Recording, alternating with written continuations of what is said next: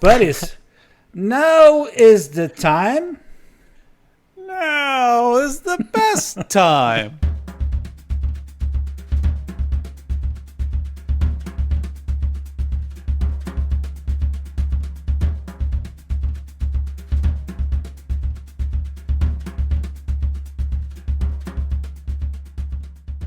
We're going to talk about ideas that we would like to have. The top 3 ideas to replace the NBA experience in Disney Springs. So it's going to start with Jason. So my number 3 is, and I think for me, it was hard to put these in order because, and when Carlos shared the topic, I think it was on Sunday we were talking about this.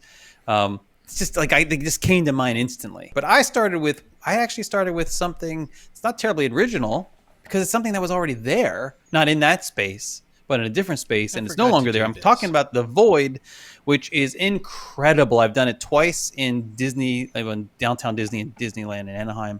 But it is such an incredible experience. It is the most immersive virtual reality experience I've ever had, and I'll tell you why.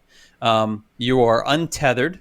There's nothing. It's not like you're like walking around with like wire connected to something. You wear everything on you, but you are walking you're not like standing still or in a chair or even in a room. You move about the space. You're in the midst of a story. You walk from room to room. There are buttons and physical things, like you see the button on the there. At one point, you pick up a gun. Yeah. You like see the virtual reality gun, and you're okay. Pick up the gun, and you're like, "There's not." Then you go reach and you grab it, and you're holding a real gun. You're like, "How is this possible?" Yeah.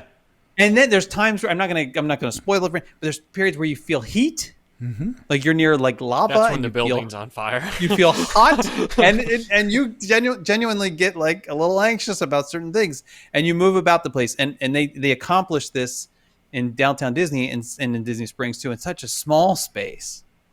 I can only imagine like what they could do in a space as large as the NBA experience, and how they could have like lots of different stories in play, and of course all built around Disney IP, and changing it out based on like the newest thing that's coming. So that's Colin, are you next or me? You go next. I can go.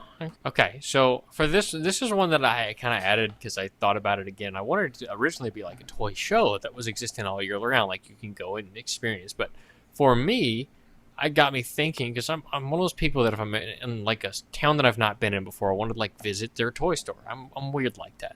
But like, imagine like the old school toy stores, the ones that were always over the top, things you could play with, things you could actually get your hands on, like toy cars to racetracks to just unique hands-on items that you didn't necessarily find in like a big box Toys R Us or something like that, where everything's boxed up.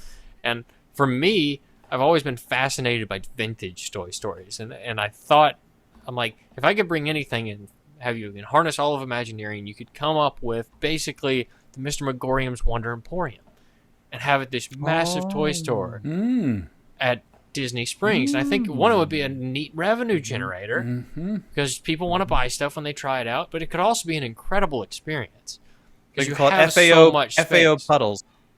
Exactly. Yeah. Exactly. Bring me in. I'll take pictures of it all for them, pre in advance.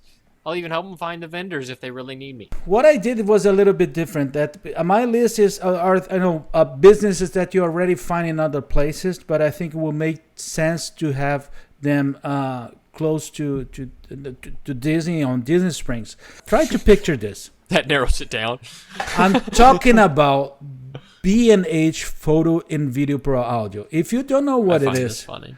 If you don't know what it is, this was so random to me. Such a great logo, too. They put so much effort into that logo.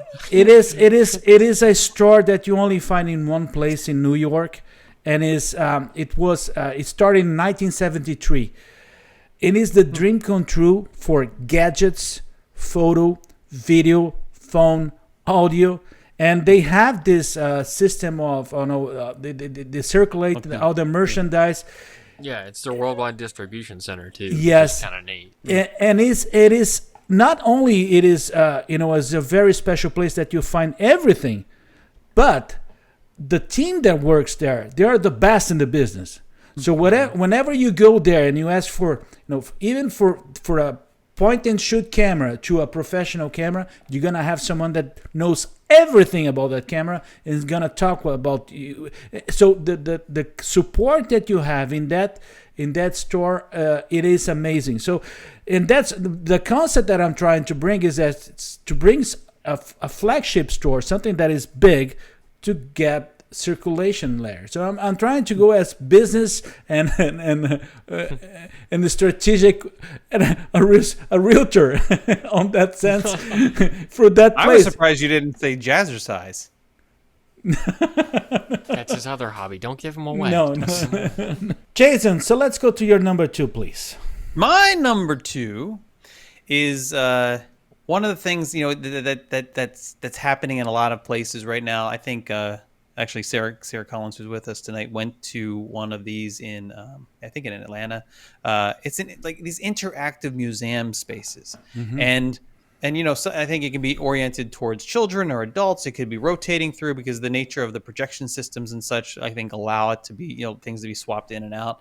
But I was thinking, like, it's similar to the Void, right? You could have this rotational thing. You could have the themes changing. You could have it very you know, centered on not just Disney IP, but also on you know, other classical artists or artists tangentially related to Disney, like, you know, Salvador Dali and so forth. And you could have like really cool interactive elements in this Disney space, which I think speaks to a lot of kind of what the Disney Quest, the old Disney Quest, was sort of built around too, entertaining not just children but the entire family, educating while also entertaining, and so forth. I think it'd be a lot of fun. Imagine if the Rock and Roll Hall of Fame put together a interactive experience that could be, you know, that could be brought there using the projection systems and so forth. And you'd have the music going in the different rooms, and you could go. And that drive a lot. They could have a scene where it's like, this is what it's like to be on stage. That drive a lot of. You're deaf when you walk out of there. and that drive a lot of travelers. I'll give you my example. I already had a trip to Chicago to see the Rolling Stone experience there.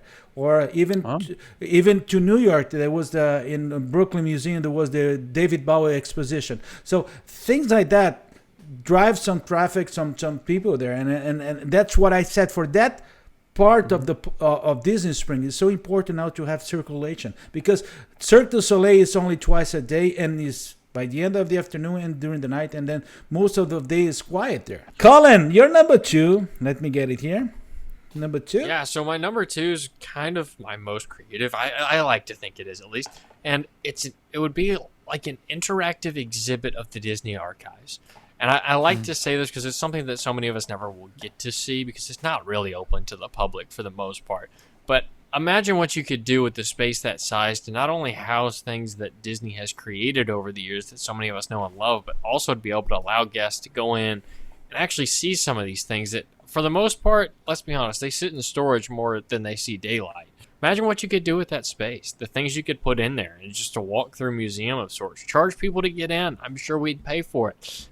It's a unique opportunity. I know many of us would pay to walk through the one in California, or at least the things that they're willing to show us.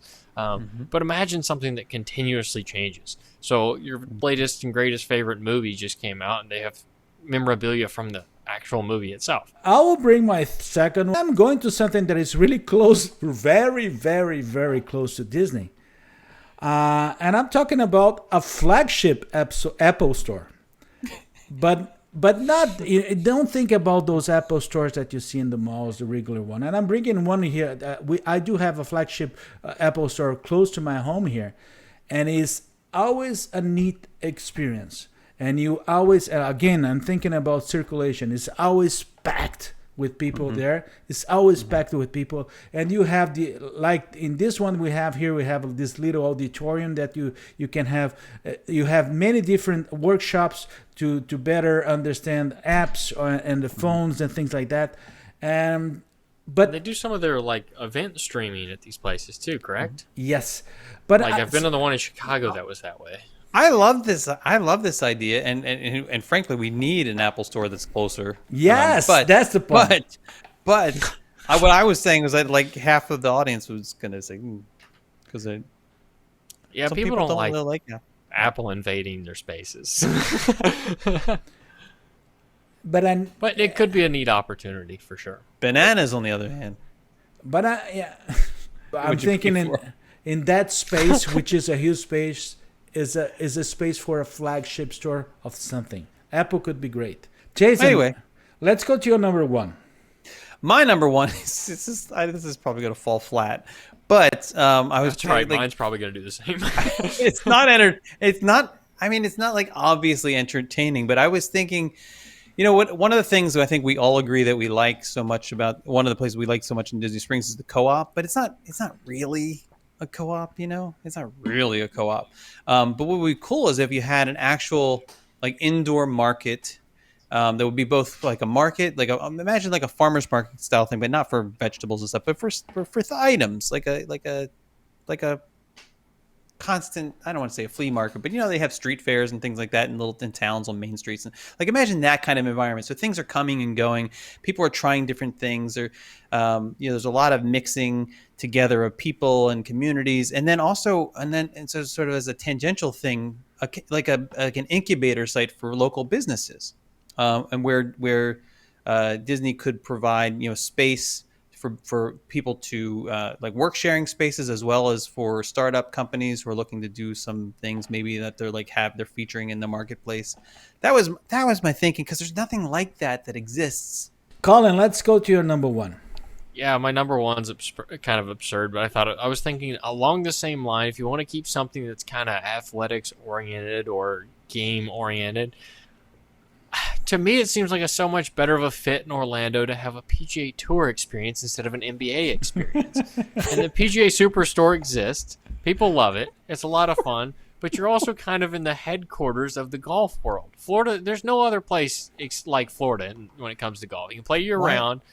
You can experience different things, but it'd be a good way to get people into the game as well. I think it would be a good opportunity because it's something that, I mean, you have the uptick of like Top Golf and various interactive experiences that people have kind of made golf different than it used to be. And it made it more of a fun environment, made it kind of like a Dave & Buster's type thing.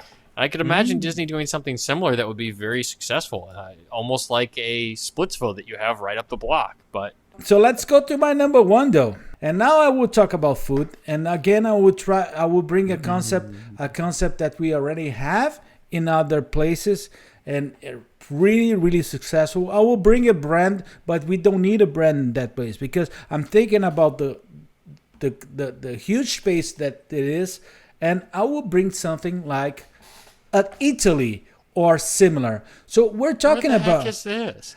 So we're talking about a food hall with a grocery store, and it's and that concept is pretty amazing. Pretty amazing. What are we looking at? This is actually the store. This store here, I think, is in Chicago. I think, because you have Italy's already. They originated in Italy, but in Torino, Not that much. in Torino, but they spread all over the world. You have Italy, São Paulo, in Brazil. You have New York. So it is a food hall, and the concept of food house is something that is you have all over the world. Here in Miami, I think we have probably like 10 different ones. But We don't have that. but in should. Orlando, you have something quite similar. That is a small version, but it's the one that you find in Winter Garden, which is that market. I cannot recall the name now. There's a market in there which is pretty neat, but it's really small. But I'm talking something a little bit bigger. Can you imagine one like that in Disney Springs? I will live there. There's several different brands. There's Italy, okay, but there's Top. How you call Gun. it? No, it's Top. Okay. Check. Kind of reminds me of an IKEA, to be honest with you. We do have here. There's several ones that, but the concept itself is, and you can do that, for instance, because there's such a good amount of culinary stores and good chefs in Central Florida. You can use that to generate awareness, and it could be really good.